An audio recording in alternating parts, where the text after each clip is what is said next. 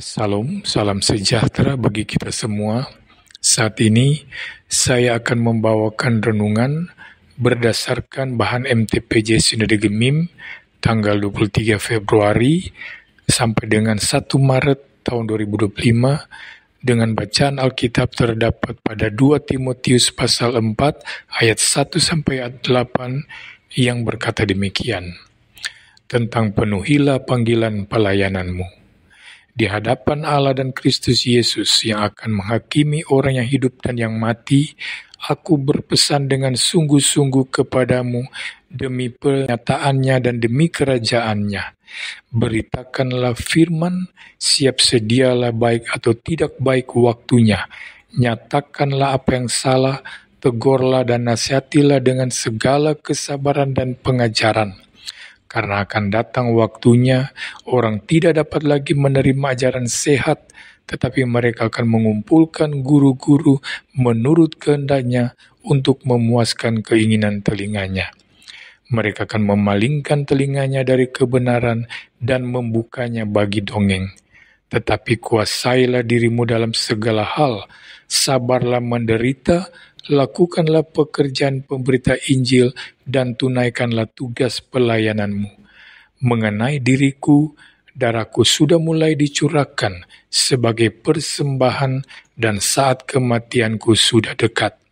Aku telah mengakhiri pertandingan yang baik, aku telah mencapai garis akhir dan aku telah memelihara iman. Sekarang telah tersedia bagiku mahkota kebenaran yang akan dikaruniakan kepadaku oleh Tuhan, Hakim yang adil pada harinya. Tetapi bukan hanya kepadaku, melainkan juga kepada semua orang yang merindukan kedatangannya. Saudara-saudara yang Kristus kasihi, seperti yang dikatakan tadi, bahwa perenungan kita ini berdasarkan pada pembacaan 2 Timotius 4 ayat 1 sampai ayat 8. Namun sebelum kita membahas pesan penting terakhir Paulus kepada Timotius ini, saya akan mengawali juga dengan pembahasan Kisah Para Rasul pasal 28 ayat 30 sampai ayat 31.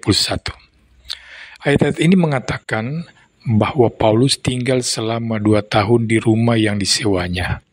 Dia menjadi tahanan dengan status yang begitu bebas, sehingga dia dengan leluasa dapat mengabarkan Injil. Tuhan benar-benar membukakan jalan bagi Injil selama 2 tahun hidup Paulus di Roma, dari Yerusalem hingga mencapai jantung Kekaisaran Romawi. Adakah yang berpikir bahwa inilah yang akan terjadi di dalam kurun waktu kurang dari 30 tahun? Siapakah yang dapat membayangkan bahwa pada akhir kitab ini Injil telah menjangkau sebagian besar dunia yang dikenal? Siapakah yang dapat menyangka bahwa orang Yahudi hanyalah satu bangsa yang kecil di antara begitu banyak bangsa yang telah menjadi percaya dan telah menjadi umat Tuhan? Siapakah yang dapat menyangka bahwa Roma menjadi kota yang di dalamnya berdiri jemaat yang besar, tetapi karya Roh Kudus tidak dapat dihentikan oleh siapapun. Dia tidak pernah berhenti memanggil orang-orang datang kepada Kristus. Dia tidak pernah membiarkan rasul-rasul atau pengabar-pengabar Injilnya diam walau hanya sejenak. Mereka terus digelisahkan dengan kerinduan yang suci untuk menyaksikan Kristus ke seluruh dunia. Demikian juga Paulus. Selama 2 tahun pertamanya di Roma, dia terus mengabarkan Injil Tuhan. Kitab Kisah Para Rasul ini berakhir di sini. Walaupun pada waktu kitab ini ditulis, Paulus telah mati. Dia telah dipenggal oleh orang Romawi di kota ini, kota yang sama tempat kisah dalam kitab ini berakhir. Sumber-sumber sejarah mengatakan bahwa Paulus sempat dibebaskan untuk sementara waktu, tetapi ditangkap kembali oleh perintah Kaisar Nero pada tahun 60-an. Paulus dibawa kembali ke kota Roma dan menyerahkan nyawanya menjadi martir bagi Kristus, suatu hal yang sangat Paulus idam-idamkan. Akhirnya Tuhan izinkan terjadi. Paulus diizinkan mati bagi Tuhannya.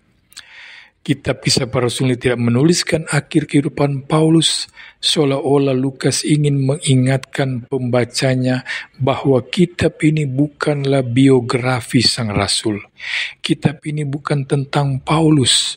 Kitab ini adalah tentang Injil Kristus yang disebarkan oleh Roh Kudus melalui perantaran Paulus dan para pengabar Injil lainnya. Oleh sebab itu, kalimat terakhir dari kitab ini adalah tanpa rintangan apa-apa.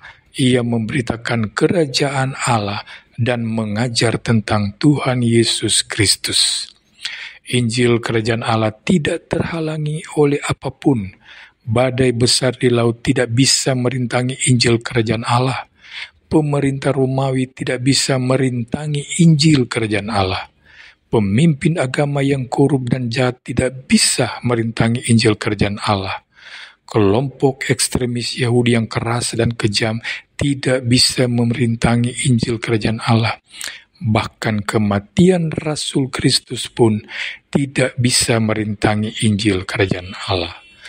Paulus telah mati, tetapi berita Injil yang dia beritakan tetap bergema dengan kekuatan yang semakin keras. Pada waktu kitab ini selesai ditulis, Paulus telah berdiam bersama dengan Juru Selamat yang dia kasihinya. Juru Selamat yang mengasihi Paulus dan yang telah menyerahkan dirinya untuk Paulus. Dia telah mendapatkan apa yang dia sangat inginkan, yaitu meninggalkan kemah di bumi ini untuk berdiam bersama dengan Kristus.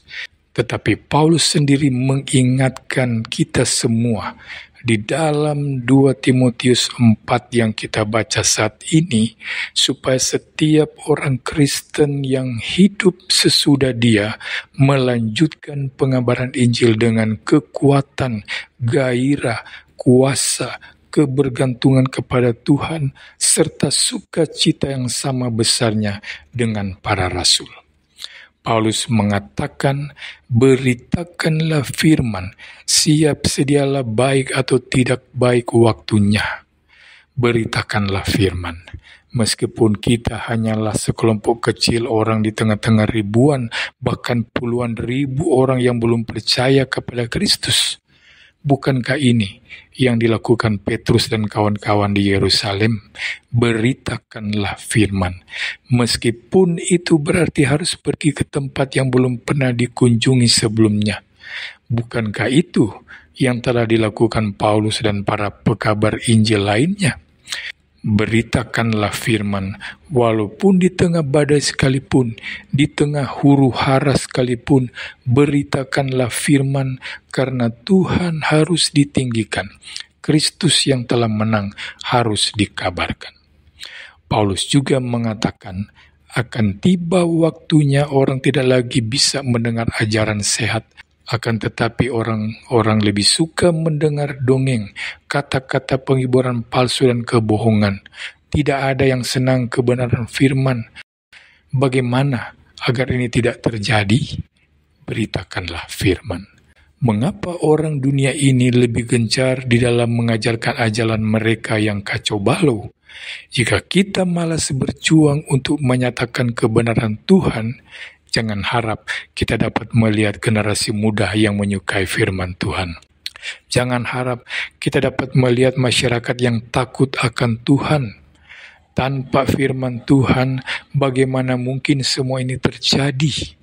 Jika gereja malas mengajarkan doktrin yang benar dengan alasan ajaran ini kurang populer, lalu mulai mengubah haluan untuk mengajarkan dongeng yang sama yang dunia ini ajarkan, maka celakalah umat kita.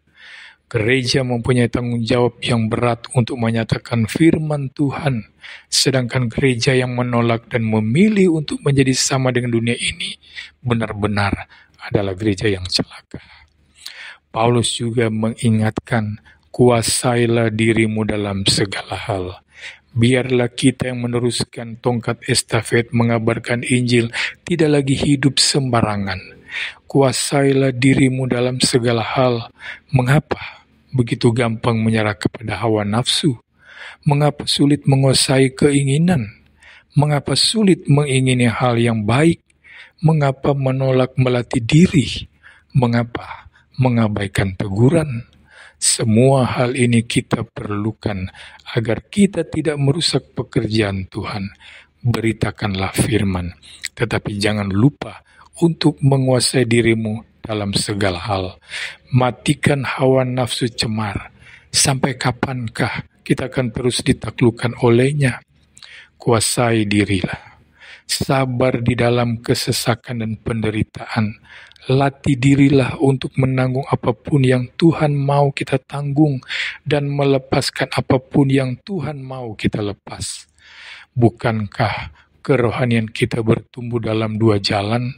Jalan pertama adalah menyangkal diri dan jalan kedua adalah memikul salib. Jika ada hal yang kita senangi, tapi Tuhan tidak senangi, mari kita belajar untuk mematikannya. Belajar sangkal diri. Jika ada hal yang Tuhan senangi, mari kita belajar untuk menjalaninya. Jikalau itu terasa berat untuk kita, biarlah kita belajar memikulnya sebagai salib yang Kristus bebankan bagi kita. Sangkal diri, pikul salib, kuasai diri, dan sabar menderita. Waktu terus berlalu dan generasi manusia terus bergeser. Generasi para rasul telah lama berlalu. Generasi demi generasi lewat dan tidak terlalu banyak hal yang layak dikenang terjadi. Kebanyakan hal yang diwarisi oleh satu generasi kepada generasi lain akan segera mati dan hilang tak berbekas.